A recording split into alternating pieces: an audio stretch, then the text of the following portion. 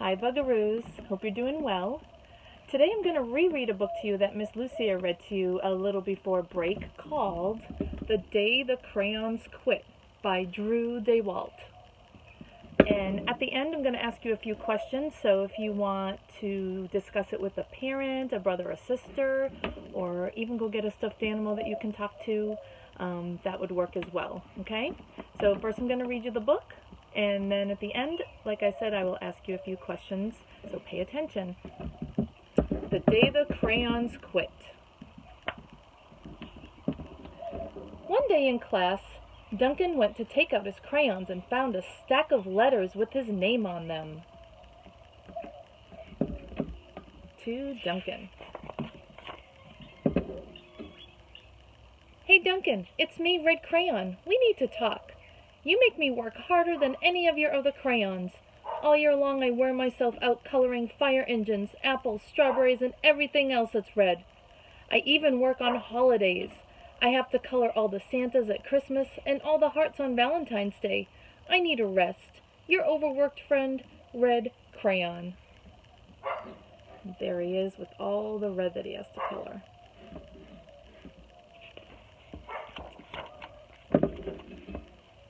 Dear Duncan, alright, listen, I love that I'm your favorite crayon for grapes, dragons, and wizards' hats, but it makes me crazy that so much of my gorgeous color goes outside the lines. If you don't start coloring inside the lines soon, I'm going to completely lose it. Your very neat friend, Purple Crayon. There's all those purple pictures.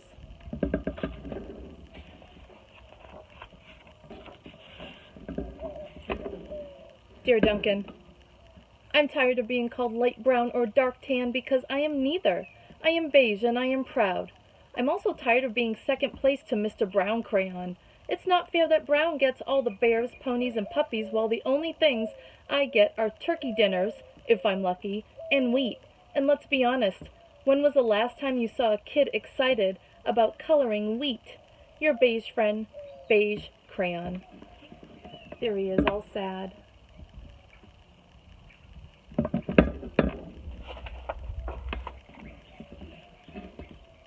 Duncan, Gray Crayon here, you're killing me. I know you love elephants, and I know that elephants are gray, but that's a lot of space to color, and all by myself. And don't even get me started on your rhinos, hippos, and humpback whales. You know how tired I am after handling all those things? Such big animals. Baby penguins are gray, you know. So are very tiny rocks, pebbles. How about one of those once in a while to give me a break? Your very tired friend, Gray Crayon. He's very busy coloring all those pictures.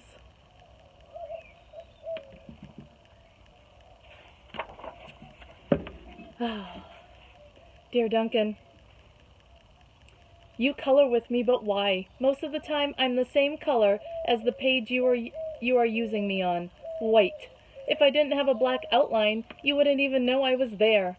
I'm not even in the rainbow. I'm only used to color snow or to fill an empty space between other things. And it leaves me feeling, well, empty. We need to talk. Your empty friend, White Crayon. And there, barely any little colors on his page.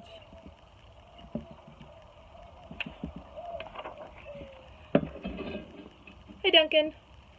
I hate being used to draw the outline of things that are colored in by other colors, all of which think they're brighter than me.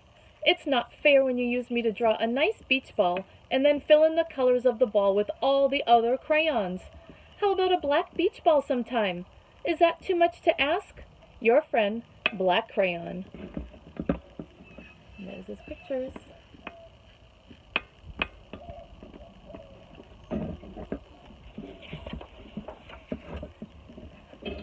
Dear Duncan, as Green Crayon, I am writing for two reasons. One is to say that I like my work, loads of crocodiles, trees, dinosaurs, and frogs. I have no problem, and wish to congratulate you on a very successful Coloring Things Green career so far.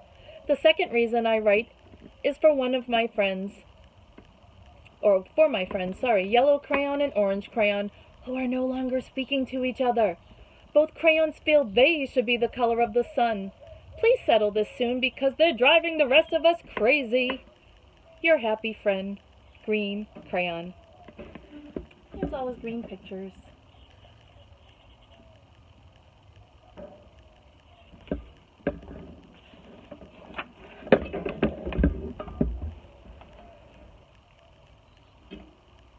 Dear Duncan, Yellow Crayon here. I need you to tell Orange Crayon that I am the color of the sun. I would tell him, but we are no longer speaking. And I can prove I'm the color of the sun, too. Last Tuesday you used me to color in the sun on your Happy Farm coloring book. In case you've forgotten, it's on page 7. You can't miss me. I'm shining down brilliantly on a field of yellow corn.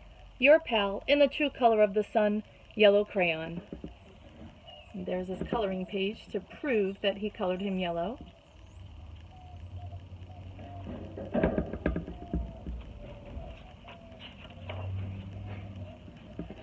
Dear Duncan, I see Yellow Crayon already talked to you, the big whiner. Anyway, could you please tell Mr. Tattletale that he is not the color of the sun? I would, but we're no longer speaking. We both know I am clearly the color of the sun because on Thursday you used me to color the sun on both the Monkey Island and the Meet the Zookeeper pages in your Day at the Zoo coloring book. Orange, you glad I'm here? Ha! Your pal, in the real color of the sun, Orange Crayon. And there's his proof that he colored him orange.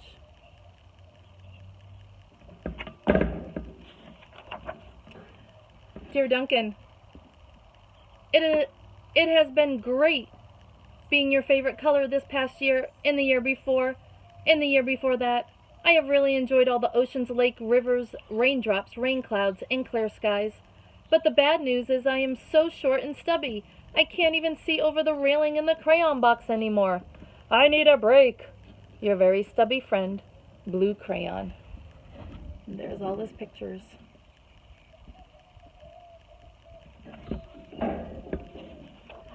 Ooh. Duncan. Okay, listen here, kid. You have not used me once in the past year. It's because you think I'm a girl's color, isn't it? Speaking of which, please tell your little sister I said thank you for using me to color in her Little Princess coloring book. I think she did a fabulous job of staying inside the lines. Now back to us. Could you please use me sometime to color the occasional pink dinosaur, or monster, or cowboy? Goodness knows they could use a splash of color. Your unused friend, Pink Crayon. Oh, look at how pretty that color is.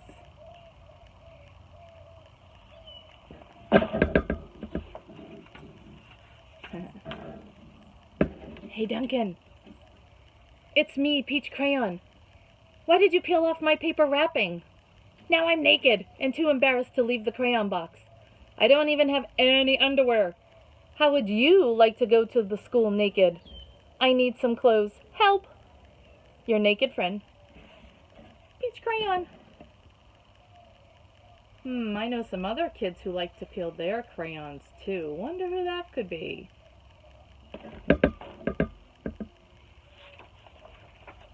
Here's a picture of all the letters.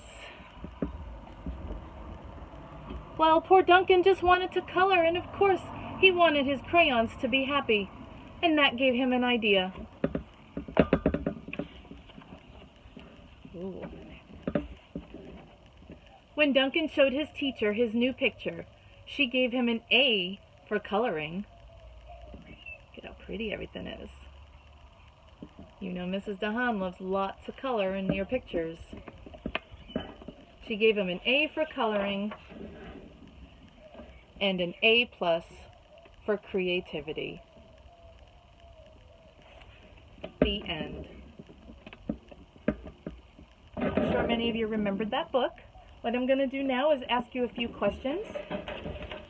Parents, I'm going to pause for a few seconds in between if you wanted to pause the video to give your bugaroo a chance to answer the question, or I'm going to do about a 5-second pause so they can think about it.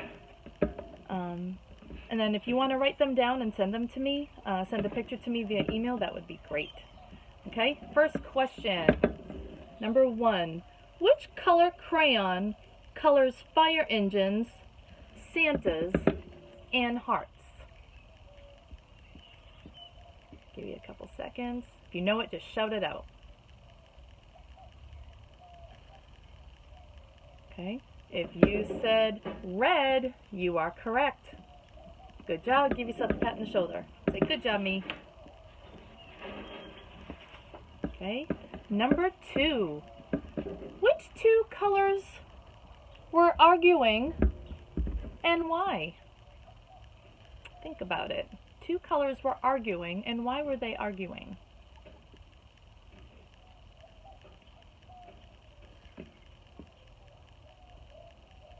Did you shout out your answer? All right. It was yellow and orange because they both thought they should be the color of the sun. You got it right. Say, good job, me. Give yourself a pat on the shoulder. Okay, number 3. Which color was used so much that it became short and stubby? I'll give you a hint. It was his favorite color.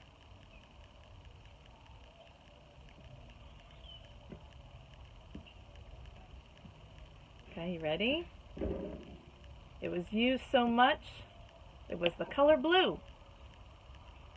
You got it right. Give yourself a pat on the shoulder. Say, good job, me. Number 4.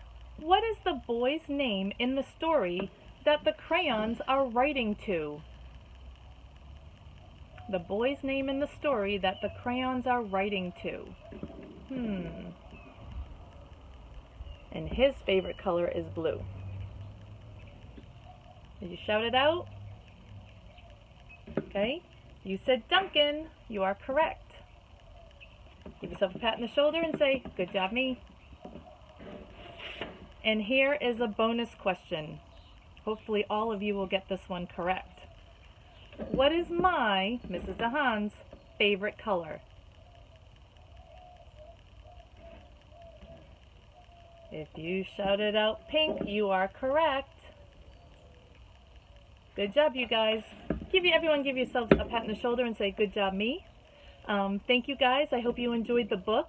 I just want to read that one to you again because the next book we're going to do next time is The Day the Crayons Came Home.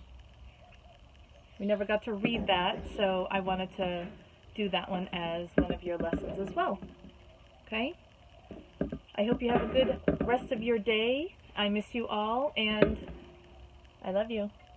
Bye, Bugaroos.